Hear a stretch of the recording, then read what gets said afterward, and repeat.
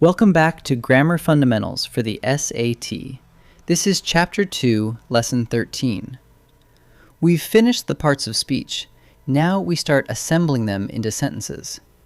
Every sentence begins with two parts, a subject and a predicate. Now we start building sentences. Every sentence, no matter how long, has two basic parts. The subject tells whom or what the sentence is about, and the predicate tells something about that subject, what it is or what it does. Take the shortest possible sentence.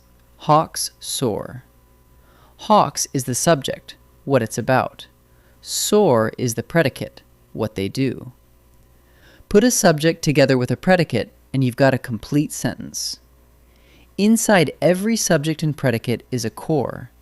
The simple subject is just the main noun or pronoun, and the simple predicate is just the verb or verb phrase with no modifiers attached. Look at this longer sentence. The hungry hawks soar high above the canyon.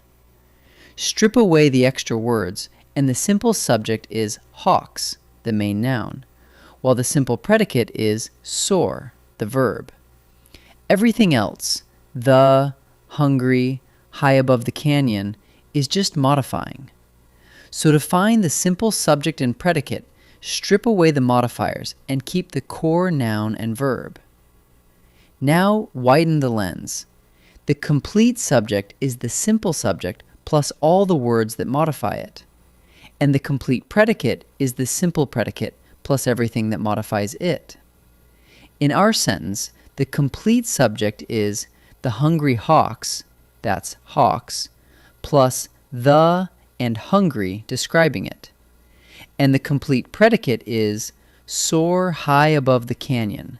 That's soar plus all the words telling how and where. So complete just means the simple core plus its whole entourage of modifiers. Here's a reliable way to find both parts. First, find the verb. That's your simple predicate. Then ask who or what is doing that verb, and the answer is your subject. Try it. Sheena searched for her airline tickets. The verb is searched. There's the predicate. Now ask who searched. Sheena. There's your subject. Verb first, then the who or what question. It works every single time. Here's a trap worth knowing right now. The simple subject is never hiding inside a prepositional phrase. Look, the box of chocolates was empty. It's tempting to grab chocolates, the closest noun to the verb, but of chocolates is just a prepositional phrase. Cross it out, and the real subject is box. The box was empty. So whenever you hunt for the subject, mentally cross out the prepositional phrases first. The subject is never in there. A common test question asks you to split a sentence. Where does the subject end and the predicate begin? Watch. The robin hopped across the yard. The subject is the robin, and the predicate starts at hopped. Even with a long subject. About 300 million people speak Spanish. The whole phrase, about 300 million people, is the subject, and speak begins the predicate. So the rule is simple. The predicate begins at the verb, which means everything before the verb is the complete subject. Let's put it together. The chestnut horse runs swiftly over the field. The simple subject is horse, and the simple predicate is runs.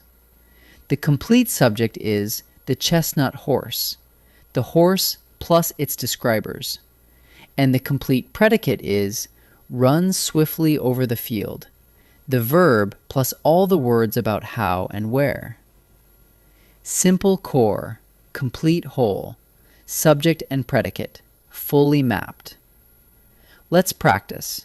In each sentence, pick the simple subject, the main noun, not its modifiers. Pause and try before I answer. The clever fox stared at the startled rabbit. The main noun is fox. Clever only describes it. so the simple subject is fox. The green grass shimmered in the morning sun.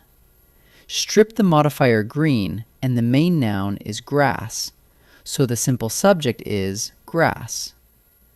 The bridge collapsed in a cloud of dust. What is the sentence about? The bridge, so the simple subject is bridge. Now find the split. Pick the first word of the complete predicate, the verb where the predicate begins. Pause and try each. The robin hopped across the yard. The complete subject is the robin, and the predicate begins at the verb, hopped. So the answer is hopped. The huge elephant trumpeted loudly. The subject is the huge elephant, and the predicate begins at the verb, trumpeted. So the answer is trumpeted. About 300 million people speak Spanish.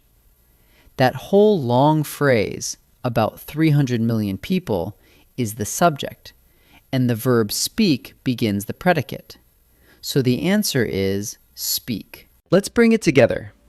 Every sentence has a subject telling whom or what it's about, and a predicate telling something about that subject. The simple subject and predicate are just the core noun and verb. The complete subject and predicate add all the modifiers. To find them, locate the verb, then ask who or what is doing it. And to split a sentence, remember the predicate begins at the verb. Great work.